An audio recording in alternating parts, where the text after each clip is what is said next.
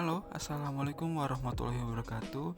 Perkenalkan, saya Raffi Ali Syakirin dari Universitas Pancasakti Bekasi, program studi Teknik Informatika semester 1. Di sini saya akan berargumentasikan tentang mata kuliah Emotional Intelligence dengan bertema lingkungan alam dan subtema pencemaran air.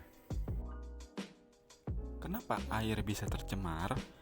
Kecenderungan pencemaran mengarah kepada dua hal, yaitu pembuangan senyawa kimia tertentu yang makin meningkat terutama akibat kegiatan industri dan transportasi.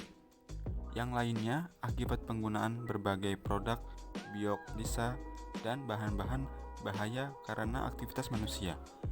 Selain adanya kegiatan industri dan transportasi yang banyak mengeluarkan bahan pencemaran, berbagai kegiatan manusia yang membuang limbah domestik ke lingkungan air juga menjadi faktor penting yang menentukan kesejahteraan atau kesehatan manusia, terutama yang menyebabkan penyakit-penyakit dengan perantara air.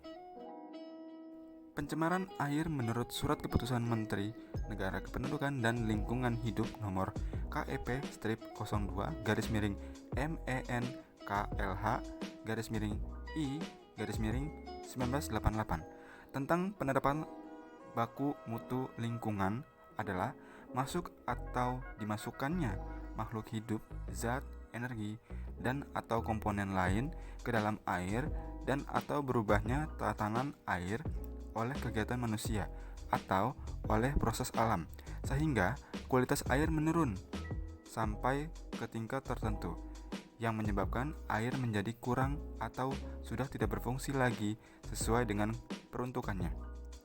Pencemaran air meliputi pencemaran sungai dan danau serta air laut.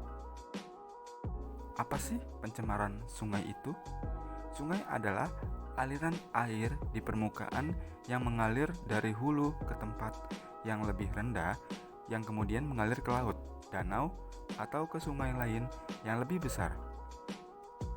Pencemaran sungai adalah peristiwa masuknya zat, energi, unsur, atau komponen lainnya ke dalam air sungai sehingga menyebabkan kualitas air sungai terganggu. Kualitas air sungai yang terganggu ditandai dengan perubahan bau yang menyengat dan warna yang keruh. Sumber pencemaran sungai.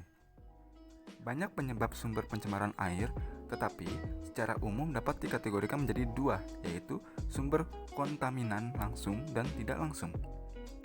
Faktor pencemaran air sungai di Indonesia: berkembangnya industri-industri di Indonesia, belum tertanganinya pengendalian limbah rumah tangga, pembuangan limbah pertanian tanpa melalui proses pengolahan akibat tanah dan air tanah mengandung sisa dari aktivitas pertanian, misalnya pupuk dan pestisida yang akhirnya mencemari sungai.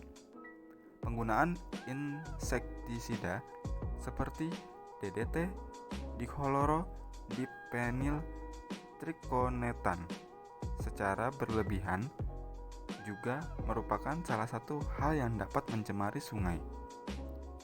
Kontaminan dari atmosfer yang berasal dari aktivitas manusia, yaitu pencemaran udara yang menghasilkan hujan asam. Dampak pencemaran sungai.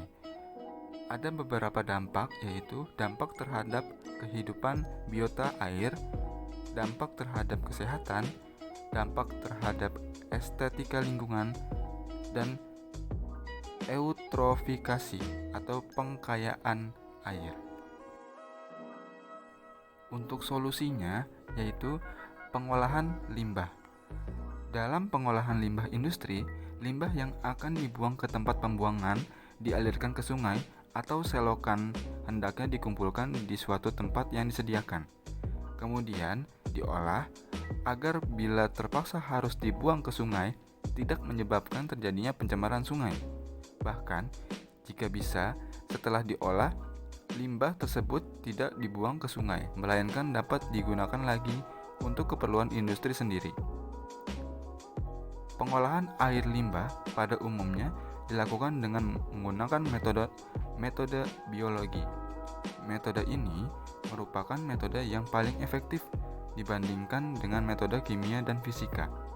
Proses pengolahan limbah dengan metode biologi adalah metode yang memanfaatkan mikroorganisme sebagai katalis untuk menguraikan material yang mengandung di dalam air limbah. Sekian argumentasi dari saya tentang pencemaran air.